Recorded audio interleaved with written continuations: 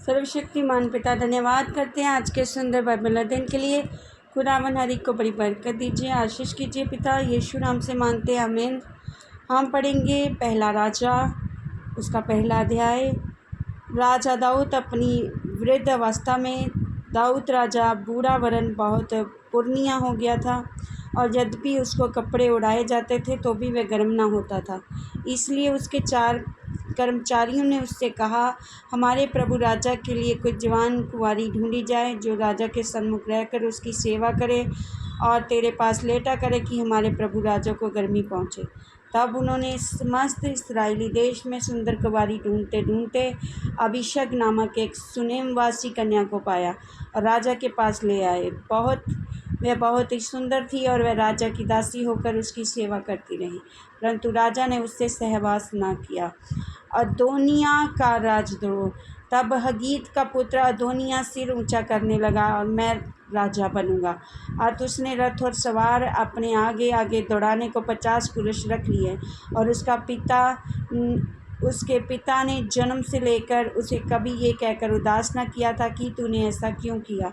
वह बहुत रूपवान था और अबशलोम के बाद उसका जन्म हुआ था, और उसने सरूया के पुत्र योआब से और अब्यातार याजक से बातचीत की और उन्होंने उसके पीछे होकर उसकी सहायता की। परंतु सादोक याजक, यहोयादा का पुत्र बनाया, नातान नबी, शिमी रई और दाऊद के शूरवीरों ने अदोनिया के साथ ना दिया। अदोनिया ने जोहेलेत नामक पत्थर के पास, जो एन रोगेल के निकट है, भेड़ बैल और तैयार किए हुए पशु बलि किए और अपने भाई सब राजकुमारों को और राजा के सब यहूदी कर्मचारियों को बुला लिया। परंतु नातान नबी ने बनाया और शूरवीरों को, अपने भाई सुलेमान को उसने ना बुलाया। सुलेमान का राजा बनाया जाना। तब नातान ने सुलेमान की माता बेतशेबा से कहा, क्या तूने सुना है कि हगीत का पुत्र अदोनिय्याह राजा बन बैठा है और हमारा प्रभु दाऊद इसे नहीं जानता? इसलिए अब आ, मैं तुझे ऐसी सम्मति देता हूँ जिससे तू अपना और अपने पुत्र सुलेमान का प्राण बचाए। तू राजा दाऊद के पास जाकर उससे यूँ पूछ, हे मेरे प्रभु, हे मेरे राजा, क्या तूने शपथ खाकर अपनी दासी से नहीं कहा कि तेरा पुत्र सुलेमान मेरे बाद राजा होगा? वह मेरी राजगद्दी पर विराजेगा और अदोनिय्याह क्यों राजा बन बैठा है? और जब तू वहाँ राजा से ऐसी बातें करती रहेगी, तब मैं तेरे पीछे आकर तेरी बातों की पुष्टि करूँगा। तब बेतशेबा राजा के पास कोठरी में गई। राजा बहुत बूढ़ा था और उसकी सेवा टहल शुनेमिन अबीशग करती थी। और बेतशेबा ने झुककर राजा को दंडवत की और राजा ने पूछा, तू क्या चाहती है? उसने उत्तर दिया, हे मेरे प्रभु, तूने तो अपने परमेश्वर यहोवा की शपथ खाकर अपनी दासी से कहा था, तेरा पुत्र सुलेमान मेरे बाद राजा होगा और वह मेरी गद्दी पर विराजेगा। अब देख, अदोनिय्याह राजा बन बैठा है और अब तक मेरा प्रभु राजा इसे नहीं जानता। उसने बहुत से बैल तैयार किए और पशु और भेड़ें बलि की और सब राजकुमारों को और अब्यातार याजक और योआश सेनापति को बुलाया है, परंतु तेरे दास सुलेमान को नहीं बुलाया। और हे मेरे प्रभु, हे राजा, सारे इस्राएल की आंखें तेरी ओर लगी हैं कि तू उनसे कह दे कि हमारे प्रभु राजा की गद्दी पर उसके बाद कौन बैठेगा। नहीं तो जब हमारा प्रभु राजा अपने पुरखों के संग सोएगा, तब मैं और मेरा पुत्र सुलेमान दोनों अपराधी गिने जाएंगे। यूँ बेतशेबा राजा से बातें कर ही रही थी कि नातान नबी भी आ गया और राजा से कहा गया, नातान नबी हाजिर है। तब वह राजा के सन्मुख आया और मुंह के बल गिरकर राजा को दंडवत की। तब नातान कहने लगा, मेरे प्रभु मेरे राजा, तूने कहा है अदोनिय्याह मेरे बाद राजा होगा और वे मेरी गद्दी पर विराजेगा। देख, उसने आज नीचे जाकर बहुत से बैल तैयार किए हुए पशु और भेड़ें बलि की हैं, और जब राजकुमारों और सेनापतियों को और अब्यातार याजक को भी बुला लिया है और वे उसके सन्मुख खाते पीते हुए कह रहे हैं, अदोनिय्याह राजा जीवित रहे। परंतु मुझ तेरे दास को और सदोक याजक और यहोयादा का पुत्र बनाया और तेरे दास सुलेमान को उसने नहीं बुलाया। क्या ये मेरे प्रभु राजा की ओर से हुआ? तूने तो अपने दास को ये नहीं जताया है कि प्रभु राजा की गद्दी पर कौन उसके बाद विराजेगा। दाऊद राजा ने कहा, बेतशेबा को मेरे पास बुला लाओ। तब वह राजा के पास आकर उसके सामने खड़ी हुई। राजा ने शपथ खाकर कहा, यहोवा जो मेरा प्राण सब जोखिमों से बचाता आया है और यहोवा और उसके जीवन की शपथ, जैसा मैंने तुझसे इस्राएल के परमेश्वर यहोवा की शपथ खाकर कहा था, तेरा पुत्र सुलेमान मेरे बाद राजा होगा। वह मेरे बदले मेरी राजगद्दी पर विराजेगा, वैसा ही मैं निश्चय आज के दिन करूँगा।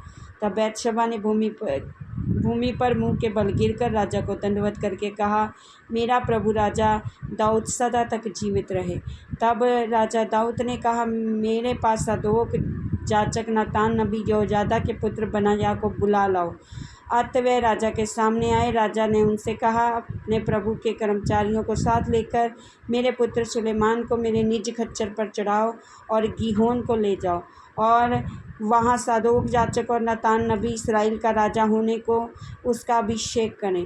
तब तुम सब नरसिंगा फूँक कर कहना, राजा सुलेमान जीवित रहे, और तुम उसके पीछे इधर आना और वह आकर मेरे सिंहासन पर विराजे, क्योंकि मेरे बदले में वही राजा होगा और उसी को मैंने इस्राएल और यहूदा का प्रधान होने को ठहराया है।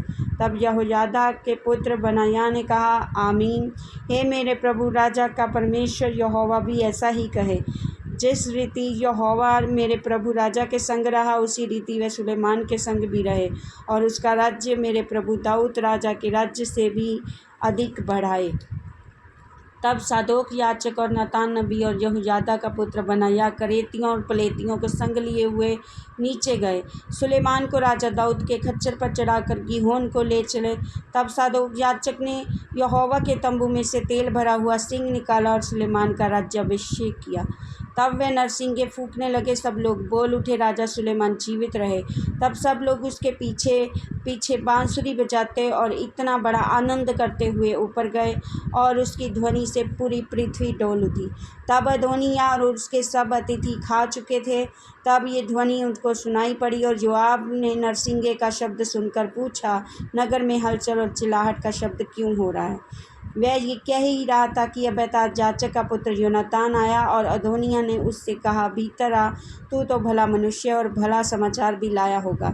योनातान ने अदोनिय्याह से कहा, सचमुच हमारे प्रभु राजा दाऊद ने सुलेमान को राजा बना दिया है।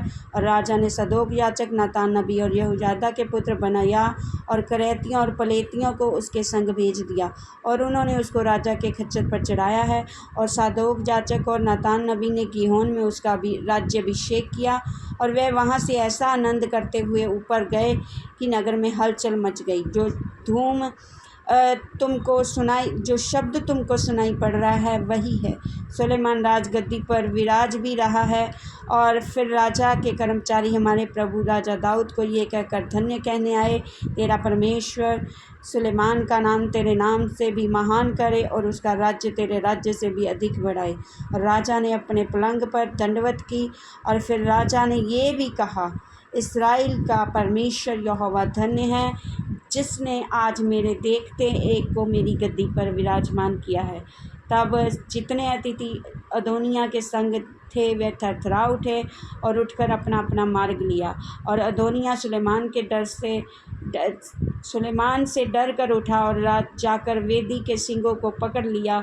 और जब सुलेमान को ये समाचार मिला कि अदोनिय्याह सुलेमान राजा से ऐसा डर गया है कि उसने वेदी के सींगों को ये कहकर पकड़ लिया, आज राजा सुलेमान शपथ खाए कि अपने दास को तलवार से ना मार डालेगा।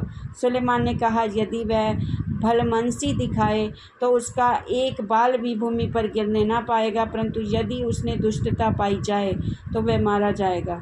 तब राजा सुलेमान ने लोगों को भेज दिया, और जो उसको वेदी के पास से उतार ले आए। तब उसने आकर राजा सुलेमान को दंडवत की, और सुलेमान ने उससे कहा, अपने घर चला जा। इस वचन के द्वारा ब्लेस करेंगे। आमीन। सब कुछ जय मसीह।